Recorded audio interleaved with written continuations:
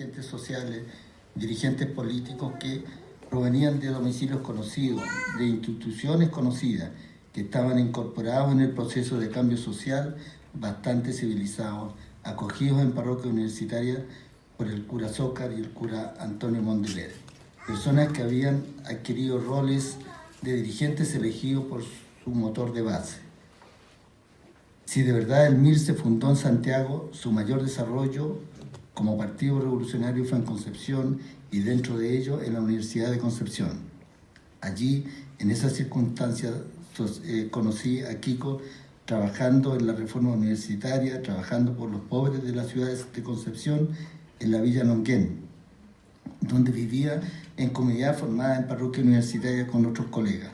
Habían decidido vivir en Villa Longuén, donde hacíamos tratamiento para pobladores alcohólicos, formándonos como cuadros políticos en parroquia universitaria. Entonces queda en evidencia que el Kiko y otros compañeros forman parte de esta época de Chile, que son expresión de la voluntad de producir cambios revolucionarios en Chile. Con el correr del tiempo nos encontramos con el Kiko militando en el MIR, trabajando en la clandestinidad antes del 11 y posteriormente, hasta nuestra detención por la DINA. Recuerdo que en el momento de mi detención me mostraron a Kiko con sus estimas faciales de la tortura y tuvo palabras de aliento para mí en ese momento. Él era mi compañero y mi jefe. Cuestión que habla de su preocupación por sus compañeros de lucha y estuvimos juntos en el base naval de Talcahuano por mucho tiempo. Después nos separamos hasta que tuve noticias de que él se encontraba fuera de Chile y estaba vivo. En el exilio hace una opción por la psiquiatría que da una manera que de una manera acoge y hace entender, contener el daño de la salud mental que había provocado la dictadura, básicamente por el ejercicio de la tortura, los malos tratos y la desaparición de muchos compañeros, así como también la muerte de muchos compañeros. Con su trabajo, el Kiko colaboró en el proceso de contención, de acogida y de reparación en el exilio, y en Chile a su retorno trabajó en FASIC, en el programa médico psiquiátrico de FASIC. También participó como docente universitario y trabajando también en PRAES. Y su lucha importante fue el denunciar las violaciones de los derechos humanos en colonialidad, entregando en forma muy valiente toda la información que requería y que le solicitó el ministro Mario Carroza. Sabemos de lo cruel que fue la tortura en ese lugar. Con la declaración de Kiko y otros compañeros se pudo avanzar en el proceso, donde se descubrieron muchos antecedentes que sufrieron muchos compañeros en ese recinto. Siempre estuvo al corriente de los trabajos que se hicieron al respecto, participando en las protestas en relación a Colonia Dignidad. Kiko era de una generosidad inmensamente grandiosa, siempre ayudando a los compañeros y compañeras que requerían su ayuda. Como me mencionó la compañera Isabel Maturana, el Kiko es de esas personas inolvidables. Permanentemente estábamos en contacto y fue un dolor muy grande cuando me contó que estaba enfermo. Recuerdo que le fui a visitar antes de Navidad del año pasado a su casa y al llegar María Elena me dijo que no quería comer, que no se levantaba y después de un rato en su pieza quiso alimentarse, se sentó en la cama, conversamos de nuestra familia, de nuestros hijos, de nuestros nietos, de nuestro trabajo como médico, hablamos del socialismo, etc. Finalmente se vistió, se levantó de su cama y me salió a despedir.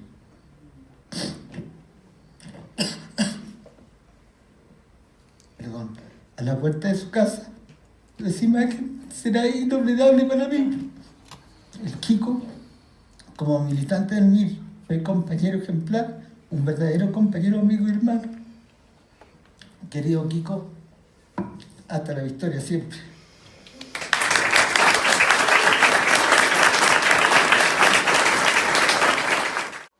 Militó en el MIR, convencido de que la medicina debía estar al servicio del pueblo. Su compromiso se expresó tanto en la atención clínica como en la promoción de la verdad y la justicia, dejando una huella en la memoria ética del país. Tras el golpe de Estado fue detenido en distintos centros de represión, como Villa Grimaldi y recintos vinculados a la colonia Dignidad, experiencia que transformó en testimonio para los procesos de verdad y reparación. Posteriormente, fue exiliado en Bélgica, donde colaboró con la ONG Exil, dedicada a brindar apoyo psicosocial a sobrevivientes de persecución política. En 1991 regresó a Chile e inició una destacada vida profesional y académica. Fue psiquiatra en los hospitales de Wynn y Barros Luco Trudó y parte del programa de salud mental de FASIC, donde apoyó la reparación psicosocial de sobrevivientes de la dictadura. También fue socio fundador de la Asociación por la Memoria y los Derechos Humanos Colonia Dignidad. Dedicó su vida a la salud pública y a programas de reparación, integrando equipo PRICE y fortaleciendo una práctica clínica con enfoque de derechos.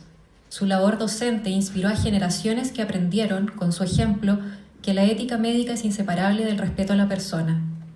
Su palabra precisa y valiente visibilizó las violaciones a los derechos humanos y sostuvo la búsqueda de justicia en Chile y en el ámbito internacional. Hoy honramos su vida y coherencia y asumimos su legado, cuidar la memoria, sostener la verdad y la justicia y promover entornos de respeto y dignidad. A continuación, les invitamos a ver el video de su vida y obra humana y profesional que hemos preparado gracias al apoyo de su familia.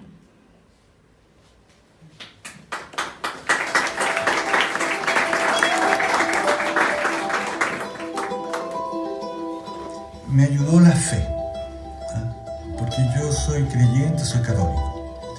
Y además me ayudó el convencimiento de que todo lo que yo había hecho y lo que estaba haciendo estaba bien y era bueno. Qué orgulloso y emocionado se sentiría hoy al saber que a través de este homenaje del Colegio Médico, su trabajo y dedicación no ha sido en vano y que por el contrario han dejado en las personas huellas importantes en el trayecto de sus vidas. Me atrevería a decir que Kiko llevó siempre en su corazón y en su tarea diaria los mismos principios que ustedes albergan en la defensa y promoción de los derechos humanos: memoria, justicia y reparación en el más amplio sentido humano. Y fue una de las personas claves para la detención de Paul Schaeffer, porque él fue el que lo carió y también denunció y estuvo activamente trabajando por la detención de las personas que violaron los derechos humanos en Chile. Él siempre, por lo menos a mí como hijo, me pregonó que era importante, que era la justicia la que tenía que actuar y no la venganza en manos propias. Así que creo que contribuyó bastante en lo que son los derechos humanos acá en Chile. Pero él, por encima del promedio, era una persona con una vocación social extraordinaria.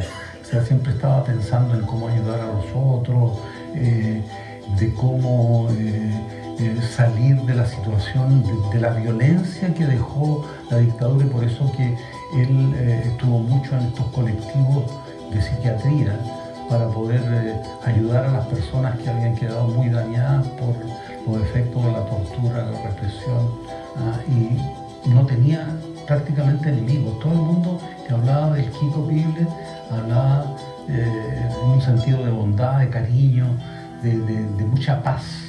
O sea, yo creo que lo que más define a él es que fue un hombre de paz y un gran humanista.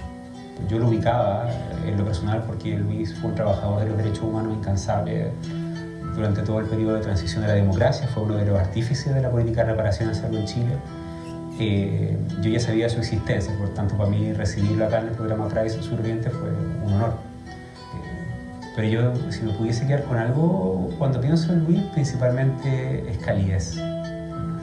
Calidez humana que te abrazaba cuando tú estabas con él. Con estas breves palabras, recordando a nuestro colega, amigo y compañero Luis Pibles, Kiko para nosotros, quiero destacar uno de los aspectos más importantes de su historia de vida: su compromiso con los derechos humanos, con la verdad, la justicia y la memoria, lo que lo llevó a compartir en innumerables ocasiones su experiencia como prisionero político, entregando su testimonio en distintos espacios para denunciar los crímenes de la dictadura y también para la reconstrucción de la memoria en los espacios de detención. Su legado es muy grande y pensar en su fuerza, en su capacidad de hacer el bien, aunque a él y a tantos le habían hecho daño, da energía para no bajar los brazos, aunque no sea fácil. Con mucho cariño, gracias por recordar a nuestro papá.